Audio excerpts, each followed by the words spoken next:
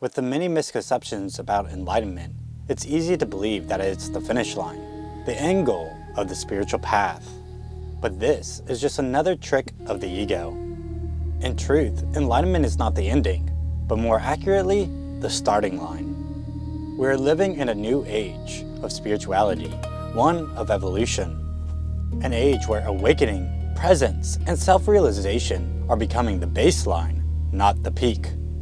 Because once you finally wake up, that is the beginning of the day, when action can take place, and when your life becomes conscious instead of compulsive.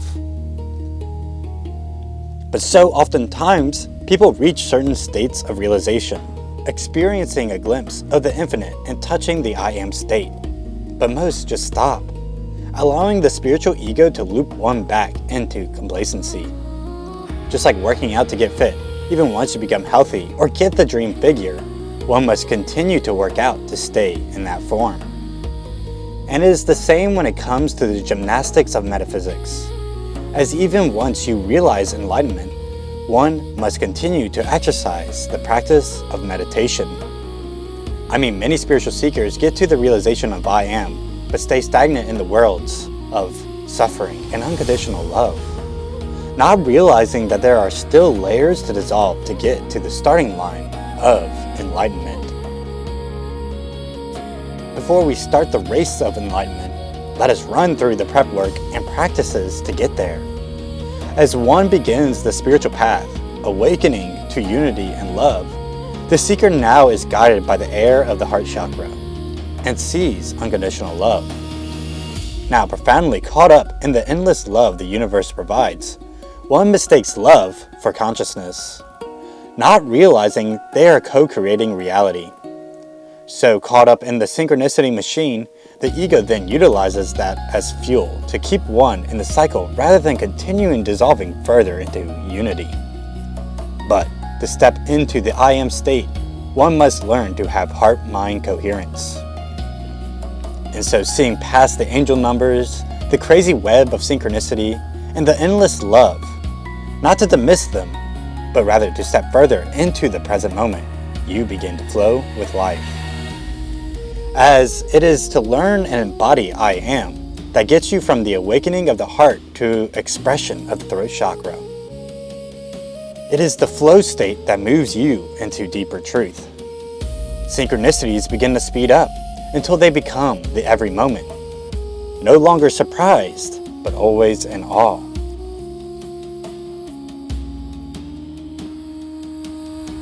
As one has taken steps into the doorway of non-duality, from seeing glimpses of the infinite to now walking the meditative path, everything becomes a meditation.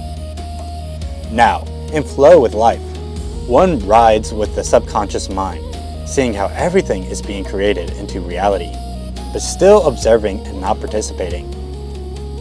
As you continue to deepen the path, finding the narrow path of the middle ground of observing and creating, one sees themselves as a unique fractal of the infinite, beginning to see the divine expressed through them and all of creation as a channel to the infinite source.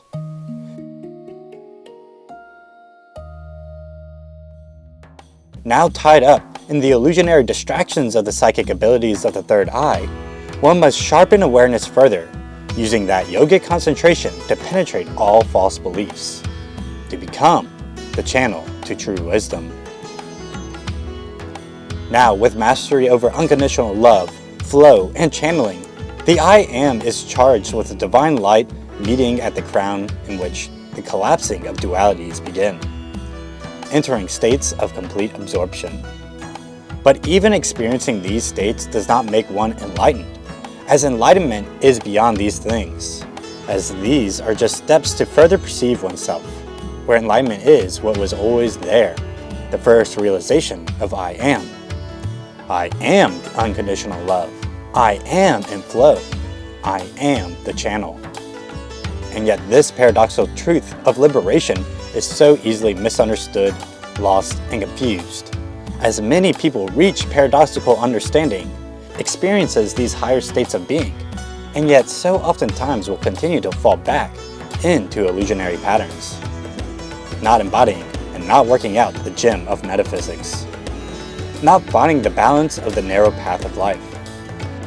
As so oftentimes people will talk about these great spiritual truths and experiences, but still are seeking. When they approach someone who is enlightened, they feel that there is something to seek, because they have not mastered and gone beyond these states, pretending to jump in and out of the present moment like there is another option. But as tricky as it is to get into the realization that you are enlightened, it is as tricky to know. With the simplest way to know is to see how you see others. Just as if you were in a new location and you asked the people around, and they said, "I am Louisianian. I am from Louisiana. I am Cajun." You would assume you are in Louisiana. And so, if you look around and see that everyone is enlightened, having unconditional love for all, and living in the kingdom of heaven, one can assume they are enlightened. Now, walking the narrow path of life, one still participates in sharpening the tool of awareness, and so all the previous spiritual lessons continue to go deeper. But one resides in the present moment, unattached, striving for perfection, already knowing it is all perfect. As the Buddha said, even the path that got you here, you must abandon. And now, at the starting line, the new baseline of Christ consciousness, with the awareness of co-creating, one is tasked to live and change the lives of many. As in monkhood, oftentimes they are sent out after a certain stage of realizations to go apply it in life, integrating their enlightenment with real life, tasked to make $1 million companies and co-creating the new worlds. As it is simple to see one's realization if they are brought back down from the external world, they have not found eternal peace. And it is the fruits of one's labor that really shows one's state of realization. But even the halls of mirrors continue to go deeper, as states and realizations continue beyond the ego's biggest disappointment, enlightenment. Now stabilized in unity consciousness, one travels as the natural sage, the natural state of Saha Samadhi. On an accelerating infinite limit of calculus, trying to integrate the infinite into form, it is these beings that can go deeper into being through mastery, where the yogis start to really become in tune and co-creators, where the impossible becomes reality. Levitating, walking on water, materializing, all cosmic jokes and distractions to these great masters. And so is the deep dive into the energetic body, the inner anatomy, and become a true master. As the steps to ascended masters, to true Buddhahood, take serious dedication and devotion, and so many people do not even begin to go down these paths of mastery. Siddha Marga. First is the control of prana, the pranaswara, the master of prana, one who has complete control of breath and life force, entering into long breathless states at will and control the internal winds of the vayus.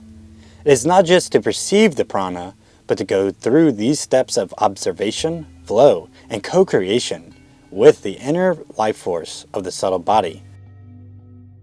Through the breath does one become the master of prana and gain the title of pranaswara, leading us to the next progression of mastery over the chakras, as the chakraswara has full perception of chakras as conscious centers, rotating, opening, or balancing them at will, moving the kundalini consciously and commanding the subtle body circuits. All 114 chakras and the energy circuits connecting them are now mastered and used in perfect harmony under your divine will. And so the next is to master the sound and vibration, in which mantras activate spontaneously. Speech carries energetic transmission, able to activate chakras through sound alone, allowing one to hear subtle vibration. The yogic explanation of channeling, the mantra Ishvara, is the master of sounds and vibrations. Mastery over the body is another part of this path, having physical resilience, strong ojas, disease resistant, and the body becomes light, energized, and powerful. And the yogic strength and flexibility are beyond normal, as this is the origin of yogic superhealth. The Kaya Ishvara is one who has mastered the body.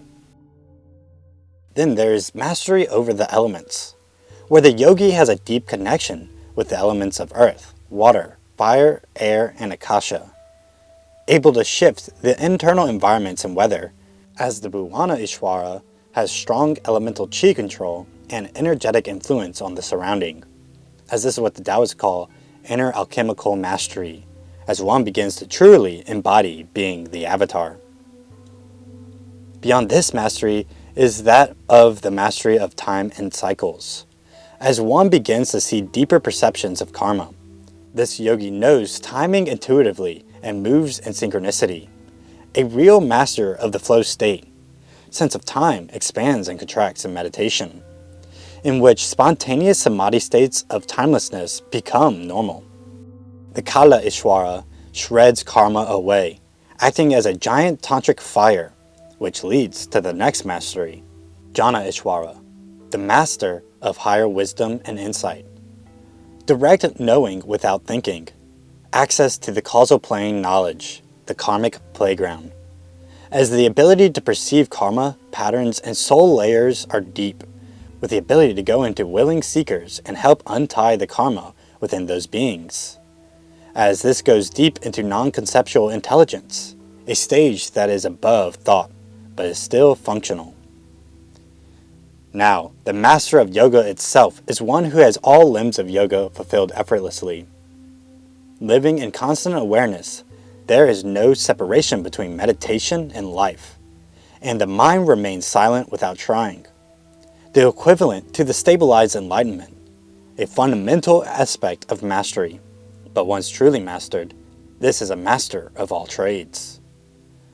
Then there's the final yogic mastery, Ishvara, the integration of form and formless, pure creator consciousness, non-duality without effort, the spontaneous compassion and service, and the embodied divinity. As very few masters historically reach this, as this is the state of ascended masters. As these titles were not meant as egoic titles, but as inner thresholds of consciousness and mastery. These are not the only paths to take after one reaches the realization of liberation, as oftentimes many are in lingo after this realization because there is no direction in which to go. There is no Dharma.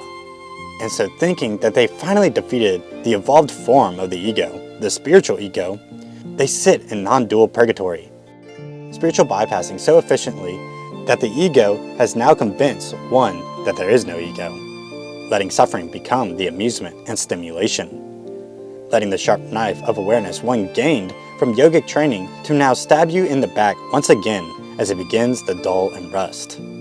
Grasping for enlightenment, the seeker finds liberation, but still attached to the ideas of the ego, the seeker is also disappointed. So, it is to find your unique expression, your unique fractal, your unique channel that is Dharma. To see that we are all one and yet still all uniquely divine. As so oftentimes miscued in the West, that your Dharma is just what your job should be.